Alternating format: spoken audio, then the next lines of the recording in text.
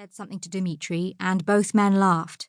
It was the sort of laugh you hear at the end of a dirty joke, and Jess had a feeling she might be the subject of the joke. Mr. Rugoy says he wants lights under the water so he can watch the people swimming. Dmitri was still smiling. He says he can imagine you swimming. He says you would look very good swimming. Mr. Drugoy added another adjective, and this time even Dmitri looked a bit embarrassed. He says you would look very good swimming naked. Jess bit her lip so hard she almost drew blood.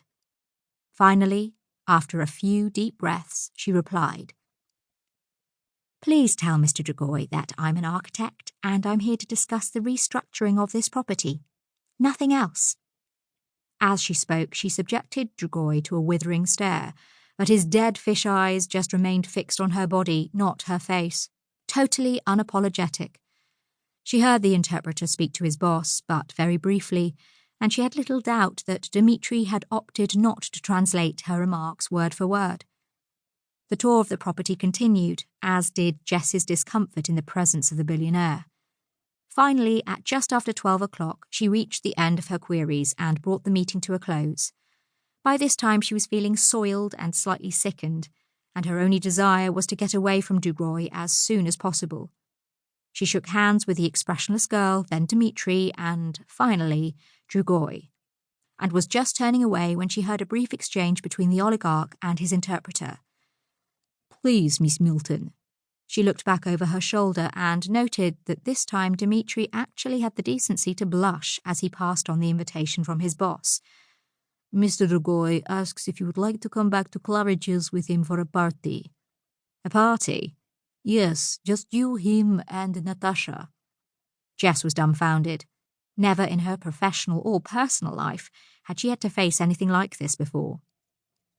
She was just beginning to formulate a suitably frosty, if restrained, response. Drugoy was one of the firm's most important clients, after all, when he added a few more words in Russian that Dmitri hastily translated. And Mr. Drugoy says to tell you he is a very generous man. Jess's breath whistled out of her lungs as her hard-won self-control finally deserted her. She walked back until she was standing right in front of the billionaire. Although not as tall as the blonde girl, she was still a couple of inches taller than him. She looked him square in the eye.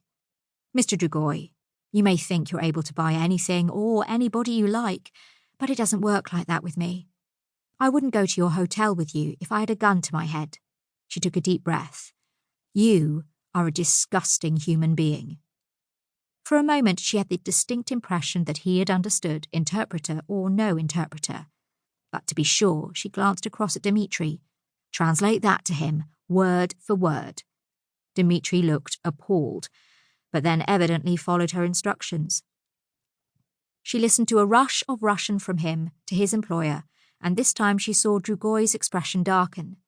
But instead of shame or contrition, the puffy face registered surprise and then, quite clearly, anger.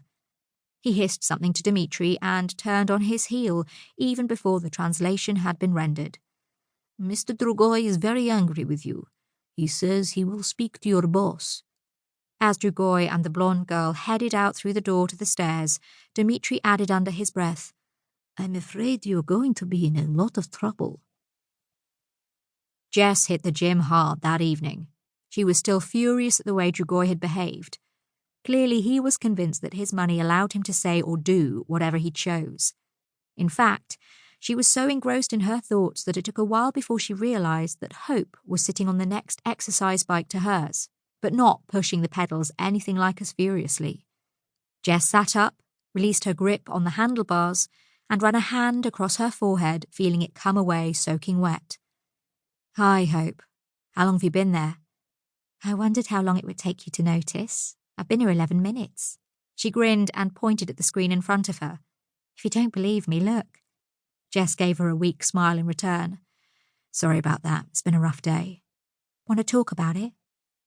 Jess realised that she did. Over the next 10 minutes, they pedalled sedately side by side while she told Hope all about the Russian. She didn't leave anything out. She didn't need to. She and Hope went way back, and they had few secrets from one another. When she finally finished, Hope was predictably